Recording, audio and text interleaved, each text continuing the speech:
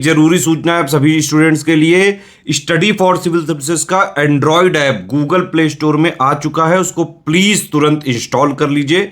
और अगर आप स्टडी फॉर सिविल सर्विसेज के सिर्फ ऐप से कोई भी कोर्स, कोई भी पीडीएफ परचेस करते हैं तो उसमें अप्लाई कूपन, अगर आप ज्ञान सर जो है आप उसमें अप्लाई करते हैं, ये कूपन कोड है, तो उसमें 20% फीस तुरंत माफ हो जाएगी। मतलब 20% डिस्काउंट तुरंत उसमें लग जाएगा।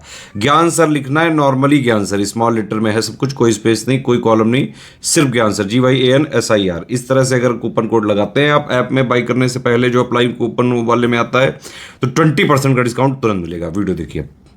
Hello friends, welcome back to our YouTube channel UPPSC best online coaching. उम्मीद है कि आप स्वस्थ होंगे और बेहतर तैयारी कर रहे होंगे। फ्रेंड्स, आज की इस क्लास में हम लोग पॉलिटी के टॉप 500 एमसीक्यूज के सेकंड क्लास का डिस्कशन करेंगे। इससे पहले की क्लास में हम लोगों ने क्वेश्चन संख्या 1 से 15 तक का डिस्कशन कर रखा है। अगर आपने नहीं देखा है तो आप प्लेलिस्ट में जाकर जरूर देखेगा। दोस्तों, यह क्लास यूपीपीएससी प्री 2024, RO री एग्जाम 2024, इसके अतिरिक्त अन्य सभी प्रकार के स्टेट पीसीएस एग्जाम और वनडे एग्जाम के लिए समान रूप से उपयोगी है। तो चलिए आगे बढ़ते हैं अपने आज की इस क्लास की ओर। देखिए, यहाँ पर दिए केंद्र राज्य संबंधों में विशेष रूप से किस प्रसंग में म्यूनिसिपल संबंध कहा गया है। मतलब जो सेंटर और स्टेट का रिलेशन है, इसमें कौन सा ऐसा संबंध है जिसके कारण इसे म्यूनिसिपल संबंध कहा जाता है। यही प्रश्न इंग्लिश में दिया, in which respect have the centre state relations been specially termed as municipal relations. तो देखते हैं कौन कौन सा विकल्प यहाँ पर दिया। विधायन के क्षेत्र में राज्य पर केंद्र के नियंत्रण के प्रसंग में, मतलब जो विधायन का क्षेत्र है, जो लेजिस्लेटिव स्फीयर है, इसमें क्या है कि जो केंद्र का कंट्रोल है स्टेट के ऊपर, इसके प्रसंग में इसी चीज को इंग्लिश में दिया है, centres control of the state in legislature sphere. आगे दिया है वित्तीय मामलों में राज्य पर केंद्र के नियंत्रण के प्रसंग में, centres control of the state in the financial matters. फिर आगे दिया प्रशासनिक क्षेत्र में, मतलब जो एडमिनिस्ट्रेटिव सेक्टर है उसकी बात की जा रही है। और लास्ट में योजना प्रक्रम। योजना प्रक्रम का मतलब हो जाएगा प्लानिंग प्रोसेस के संबंध में। तो देखिए, म्यूनिसिपल कॉर्पोरेशन या फिर म्यूनिसिपल रिलेशंस की बात करेंगे तो म्यूनिसिपल रिलेशन का पूरा संबंध है योजना प्रक्रम से। तो विकल्प डी इस प्रश्न का सही उत्तर हो जाएगा। आते हैं अगले प्रश्न पर। नेक्स्ट अगला क्वेश्चन यहां पर क्या दिया, निर्गत मत सर्वेक्षण के विषय में कौन सा कथन सही है। Which one of the following statements regarding exit poll is correct. तो एग्जिट पोल की अगर बात करेंगे तो दोस्तों आपने देखा होगा अक्सर इलेक्शन के बाद क्या होता है, जनता के विचार को जानने का प्रयत्न किया जाता है कि उन्होंने किस पार्टी के किस प्रत्याशी को वोट दिया है।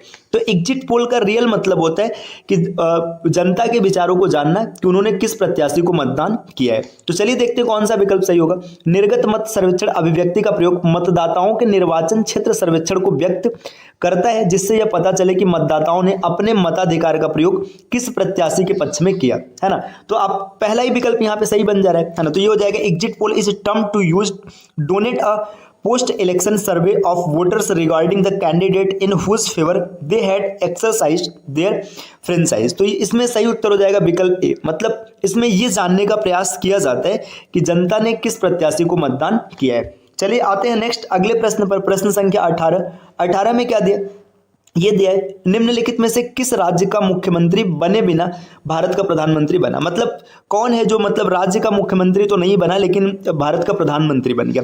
Who among the following become the prime minister of India without being earlier the chief minister of a state. मतलब किसी स्टेट के सीएम नहीं बने, मतलब स्टेट के मुख्यमंत्री नहीं बने लेकिन भारत के प्रधानमंत्री बन गए।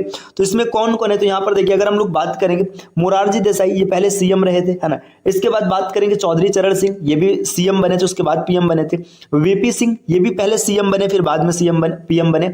और पीवी नरसिम्हा राव ये भी पहले सीएम बने तो फिर बाद में पीएम बने थे। इसमें चंद्रशेखर जी इकलौता ऐसा नाम है जो बिना मुख्यमंत्री बने प्रधानमंत्री के पद तक पहुंचे थे। तो विकल्प डी, मतलब यहाँ पे देखिए इसमें देखेंगे तो केवल 4, विकल्प डी इस प्रश्न का सही उत्तर बनेगा। आते हैं अगले प्रश्न पर। प्रश्न संख्या 19 में क्या दिया कि भारत के निर्वाचन आयोग के निम्नलिखित में से कौन कौन से कार्य हैं। आपको ये बताना है निर्वाचन आयोग का कार्य क्या होगा। यहाँ पर विकल्प देखिए, इस इंग्लिश में देख लेते हैं। विच of the following is among the functions of the election commission of India. ECI मतलब इलेक्शन कमीशन ऑफ इंडिया की बात करेंगे तो इसमें कौन कौन सा कार्य, लोकसभा के अध्यक्ष और उपाध्यक्ष तथा राज्यसभा के सभापति के पदों के लिए निर्वाचन करवाना। तो नहीं भाई, ऐसा नहीं होगा, है ना। नगर पालिकाओं और नगर निगम के लिए निर्वाचन करवाना, ये भी ECI का काम नहीं है ना।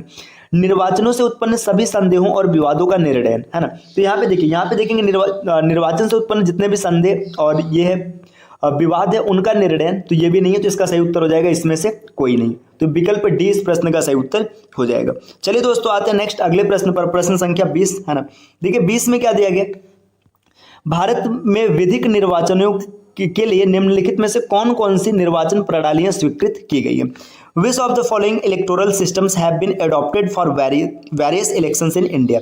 मतलब जो इंडिया में इलेक्शन होते हैं अलग अलग प्रकार से, उसमें कौन कौन सा सिस्टम का प्रयोग किया जाता है। तो चलिए देखते हैं यहाँ पे क्या क्या दिया। पहला पॉइंट दिया वयस्क मताधिकार के आधार पर प्रत्यक्ष निर्वाचन प्रणाली। इसको इंग्लिश में अगर आप देखेंगे तो इंग्लिश में दिया system of direct election on the basis of adult suffrage, है ना। तो देखिए यहाँ पे सीधी सी बात है कि वयस्क मताधिकार का भी प्रयोग किया जाता है और प्रत्यक्ष निर्वाचन होता है, तो पहला तो सही हो जाएगा। आगे देखिए इसमें और देखेंगे एकल संक्रमणीय मत के द्वारा आनुपातिक प्रतिनिधित्व का प्रणाली, ये भी बिल्कुल सही हो जाएगा। System of proportional representation by means of the single transferable vote, ये भी सही हो जाएगा। आनुपातिक प्रतिनिधित्व की सूची प्रणाली, तो ये नहीं होगा, है ना। इसके बाद आगे बढ़ेंगे अप्रत्यक्ष निर्वाचन की संचयी मतदान प्रणाली, ये भी नहीं होगा। तो पहला और दूसरा सही उत्तर बनेगा। तो इस प्रश्न का जो सही उत्तर हो जाएगा विकल्प ए।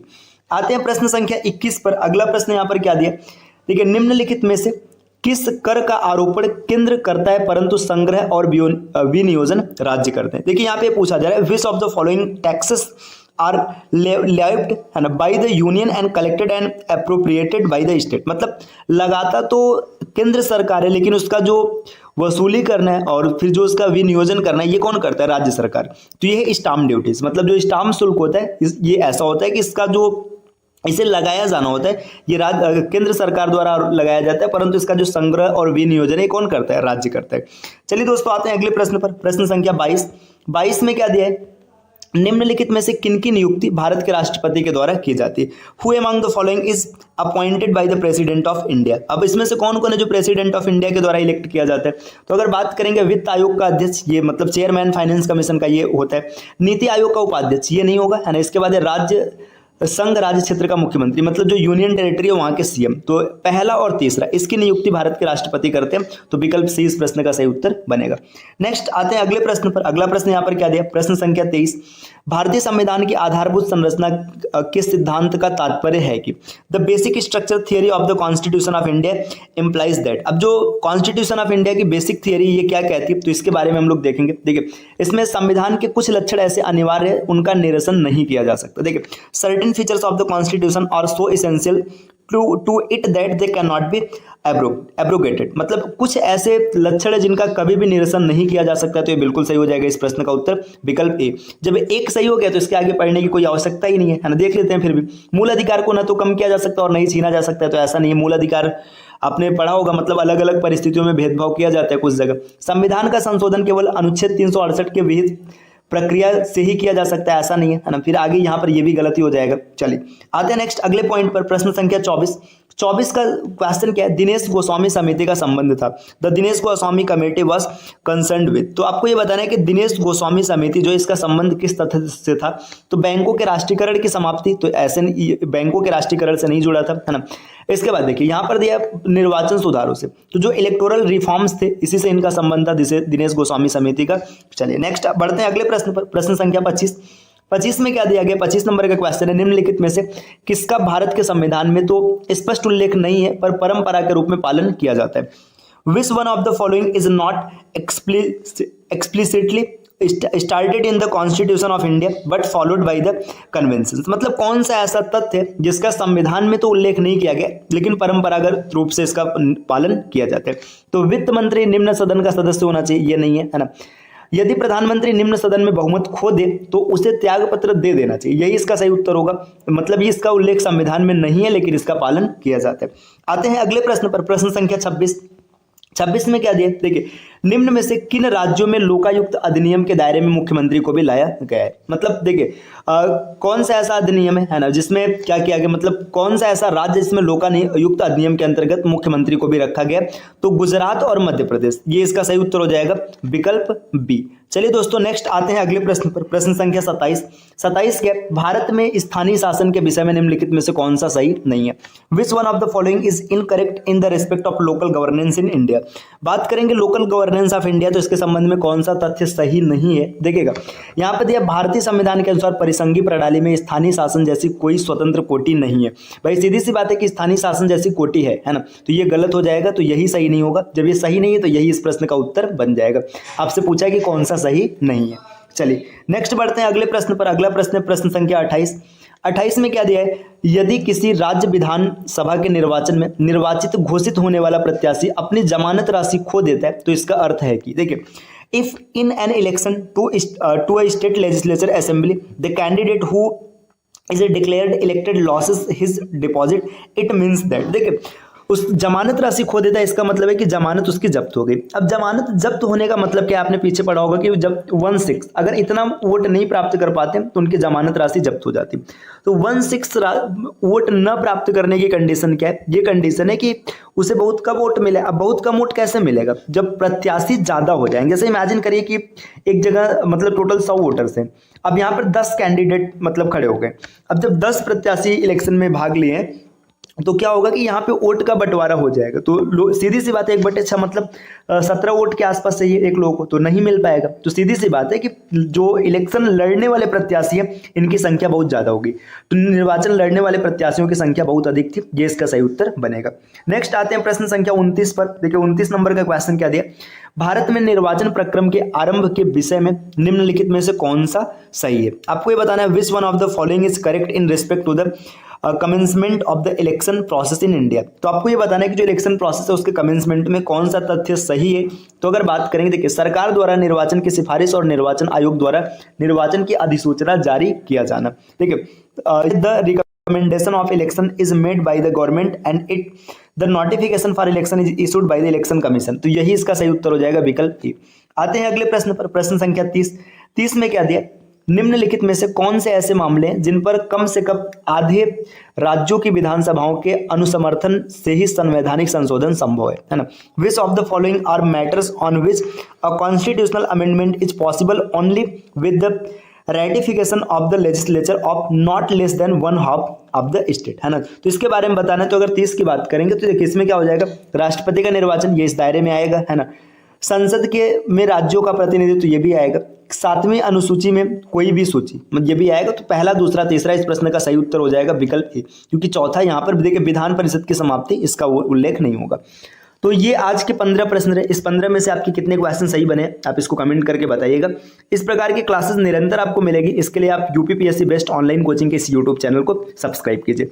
मिलते हैं दोस्तों नेक्स्ट वीडियो में कुछ नई इन्फॉर्मेशन के साथ, तब तक के लिए नमस्कार। और हाँ रुकिए, क्लास समाप्त करने से पहले आपके लिए एक जरूरी सूचना। देखिए अगर आप टीम के पेड कोर्सेज से जुड़ना चाहते हैं स्टडी फॉर सिविल सर्विसेज के, तो यहाँ पे कुछ नंबर्स दिए गए, आप इन नंबर पे कॉल करके पेड कोर्स से जुड़ने की प्रक्रिया समझ सकते हैं।